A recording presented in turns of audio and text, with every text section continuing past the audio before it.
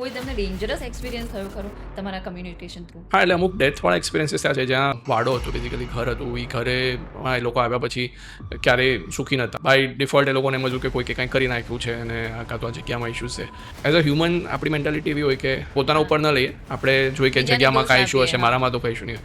પણ મેં જ્યારે લેન્ડ સાથે કમ્યુનિકેટ કર્યું ત્યારે એને મને 2 અબોર્શન્સ દેખાડ્યા. એટલે એમને પહેલાં મને સ્પિરિટ્સના ફોર્મમાં દેખાડ્યું કે એક નાનકડી છોકરી છે, બીજી નાનકડી છોકરી છે અને એક ઘરડા માજી છે. તો હું સ્પિરિટ સાથે કમ્યુનિકેશન નથી કરતો, લેન્ડ સાથે કરતો. તો લેન્ડે કીધું કે આમને જે લીધો છે ને એમને જ ઇશ્યુ છે, એ પોતે નિષ્પૃહ નથી આ વસ્તુમાં. સો એમણે કીધું કે હા, 2 અબોર્શન્સ ત્યાં થયા છે મારા દ્વારા. અને એ વસ્તુમાંથી પછી ક્લેન્ઝિંગ માટે એમણે બહુ આપણે લેન્ડને પૂછ્યા આપણે કે શું કરી શકીએ હવે એમને આ જગ્યાને ફળદ્રુપ કરવી છે. પણ આવી વસ્તુમાં it tax lot of time. હા, ઓફકોર્સ સ્પિરિટ તમારાથી કનેક્ટેડ હોય એટલે એનું ક્લેન્ઝિંગ બી અલગ ટાઈપથી કરાવવું પડે. જે એના કેસમાં લેન્ડ કમ્યુનિકેશનમાં મને કહેવું પડે કે લેન્ડમાંથી મને કોઈ રેમેડી નથી આપી, તમારે પશ્ચાતાપ કરવો પડશે. શાસ્ત્રોક્ત રીતે જે દાન કે જે તમે થઈ શકતો હોય તમે કરો.